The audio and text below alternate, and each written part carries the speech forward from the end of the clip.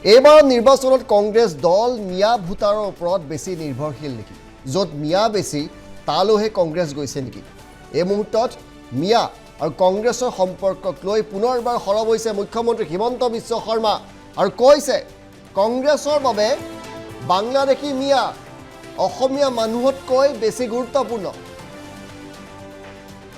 য'ত মিয়া তাতেই কংগ্ৰেছ, মিয়া থকা ঠাইলৈ বেছিকৈ যায় কংগ্ৰেছ। মিয়াৰ সৈতে লগ হৈ বৰ অসম গঢ়িব বিচাৰিছে কংগ্ৰেছ।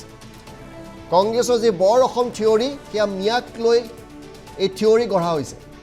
অসমৰ জনতাই মিয়াৰ বৰ অসম নিবিচাৰে।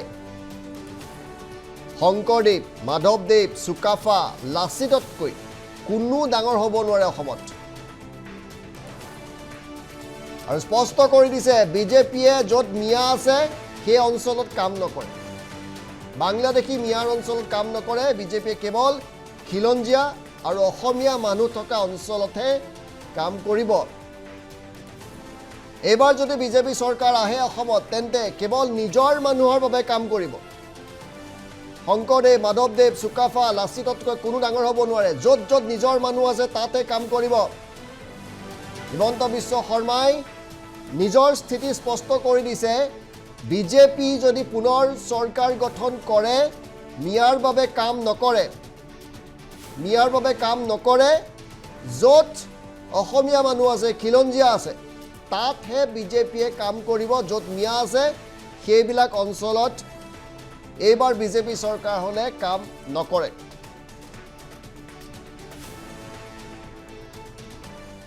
ভাৰতীয় জনতা পাৰ্টিয়ে আমি বাংলাদেশী মিয়াৰ তাত কাম কৰিব নোখোজো।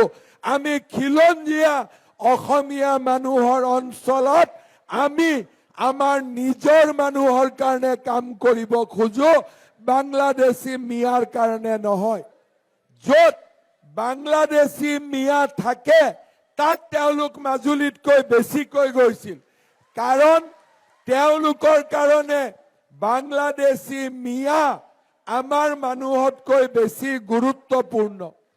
কেইদিনমানৰ পৰা কংগ্ৰেছে কৈ আছে যে আমি নতুন বৰ অসম নিৰ্মাণ কৰিম। মই ৰাইজক সুধিছো, শংকৰদেৱতকৈ, মহাপুৰুষ শ্ৰীমন্ত শংকৰদেৱতকৈ আদৰ্শ ব্যক্তি অসমত আজিলৈকে জন্ম হৈছে নেকি? স্বৰ্গদেউ চুকাফা, চাওলুং চুকাফাতকৈ ডাঙৰ সম্ৰাট অসমত আজিলৈকে জন্ম হৈছে নেকি? চুকাফা আৰু শংকৰদেৱে নিৰ্মাণ কৰি যোৱা আমাক বৰ অসমখন লাগে নে বাংলাদেশী মিয়াৰ লগত কংগ্ৰেছে নিৰ্মাণ কৰিব খোজা নতুন বৰ অসম আমাক লাগে? আপোনালোকে নিজে কওক, শংকৰদেৱৰ অসম লাগে নে বাংলাদেশী মিয়াৰ অসম আমাক লাগে? আমাক কাৰ অসম